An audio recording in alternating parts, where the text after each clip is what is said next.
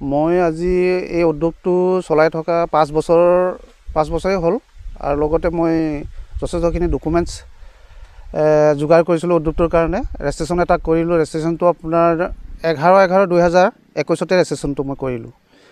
গতিকে বহুতো চৰকাৰী অনুষ্ঠানত মই যোগাযোগ কৰিলোঁ। আজিলৈকে মানে চৰকাৰী সাহায্য কোনো সুফল পোৱা নাই।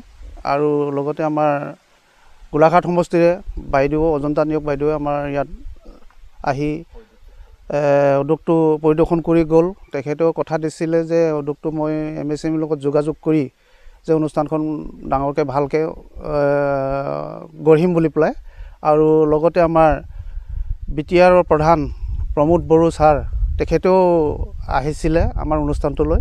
তেখেতেও চৰকাৰৰ লগত যোগাযোগ কৰি এই অনুষ্ঠানটো গঢ় দিম বুলি কৈ গৈছিলে। ইতিমধ্যে কোনো মই সুখবৰ পোৱা নাই তেওঁলোকৰ পৰা। গতিকে মোৰ নথৈ অৱস্থা এতিয়া আমাৰ অৱস্থা পাতিবিলাক অলপ এতিয়া বেয়া হৈছে এই কামটো চলাই নিবৰ কাৰণে। এতিয়া আগন্তুক আপোনাৰ এই ডিচেম্বৰ মাহৰ পৰাই আমাৰ ইয়াত তামোলৰ কামটো আৰম্ভ হয়।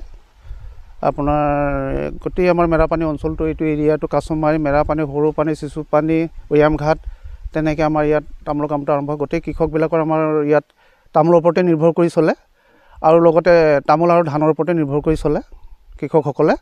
তো এই অনুষ্ঠানটো যদি চৰকাৰৰ ফালৰ পৰা যদি কিবা এটা সাহায্য যদি এই অনুষ্ঠানটোক চৰকাৰে যদি দিলেহেঁতেন তেতিয়া আমাৰ যথেষ্ট কৃষকে উন্নতি হ'ব বুলি মই আশা কৰিছিলোঁ। এতিয়া আমাৰ এই উদ্যোগটোৰ লগত কৃষক আমি নথি পত্ৰ লোৱা কৃষক আমাৰ 800জন আছে।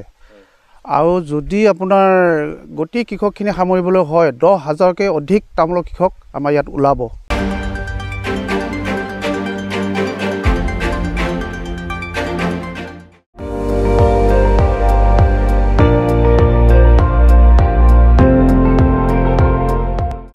আপুনি চাই আছে ND24, সৰ্বশ্ৰেষ্ঠ নহয় সৰ্বোত্তমৰ দৌৰ।